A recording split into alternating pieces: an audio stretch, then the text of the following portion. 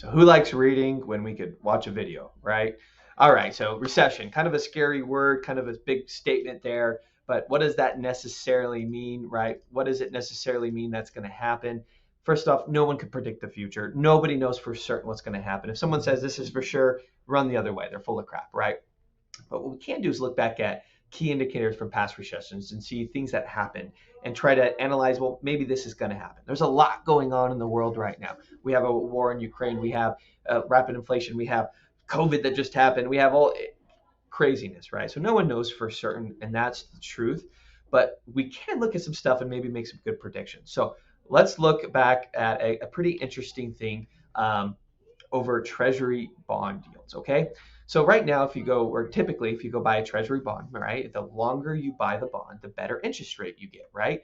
The more of a return you get, the more it matures, the more money you get back. So if you buy a 30-year bond, you're normally, traditionally going to get a better return on that rate, right, than you would if you had a 3 or a 5-year bond, even a 10-year bond. That is a typical graph. This is what a graph would look like, a typical yield of Treasury yield. This is typical. Occasionally, very rarely, what happens is your short-term interest rate for a 3 or a 5-year might actually give you a better return than a long-term, right? So we call this an inverted yield. So basically it's saying the short-term interest rate, you get a better return than you do if you do a 30-year. It's very rare when this happens, but what it's saying is investors are pretty concerned about what the future looks like. And it's got some make our eyes go, what's going on? Let's look back at history when this has happened. So if we go all the way back to the 50s, even this goes back further, but this is where I just took screenshots of.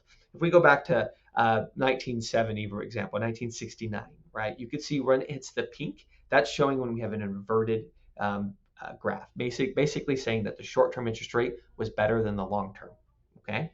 So 69, we look at about 73, end of 72, right? Or about 79, and then through the early 80s, right? Again in 2000, probably almost to 2001, and then in 2006, right? We saw this graph hit there. Some key dates to kind of consider. Now let's look at see when our U.S. government has gone into recession. So first off, what's a recession again? A U.S. Recession is defined by basically the GDP going down for 2 consecutive quarters, right? 2 quarters in a row of a lower GDP, indicating a recession is going on, right? So if we look back at this graph in 1969, we'll see that a recession hit, right? Again in end of 73, again in towards the middle of 79, and again in 81, again in right at 2001, and right towards the mid of 2007, right? So all these line up over the last 50 years. In fact, if you go back in the history of us looking at this, every single time the graph has been inverted, within 6 to 18 months, we've seen as a nation gone into a recession. In fact, it's happened every time but one. So it's a pretty great indicator that we're going to head towards recession, right? That's what it's showing. That's what it looks like. And March 2022, probably a few weeks ago, this inverted again. It looks like we're about 6 to 18 months from heading into recession, along with rapid inflation. And how do we fight rapid inflation? We have to raise interest rates. It's the only thing that could stop rapid inflation, to slow down house buying, slow down car buying, slow down business buying. We have to slow these things down so inflation doesn't destroy democracy. Republicans and Democrats kind of agree on this. Rapid inflation is terrible for democracy. It's one of the things that can destroy it. So they have to slow it down. So that indicates we're probably going to see a recession. So what does that mean? Well, no one can predict the future.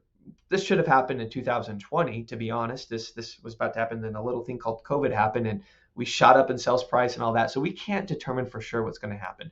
But we need to understand the landscape that it might change. We might see a slowdown with these buyers, a slowdown, right? Especially in our local economy when our affordability index is below 100 by quite a bit. I think we're around the high 80s right now. Things aren't affordable. So we could see a sense of a slowing coming up. So what's the advice? What do we do with this information? The getting's still good right now. Go out there and work twice as hard. Try to get as many things as you can get going. Pay off those cars, pay down your debt. Let's put some more money in the bank account. Let's get a little smart with our money. So when that slow time kind of happens, we can make it through okay. And then as things pick back up, we're ready to kick off. I hope this was informative. I hope you liked it. Shoot me a message if you disagree. Love to talk to you soon.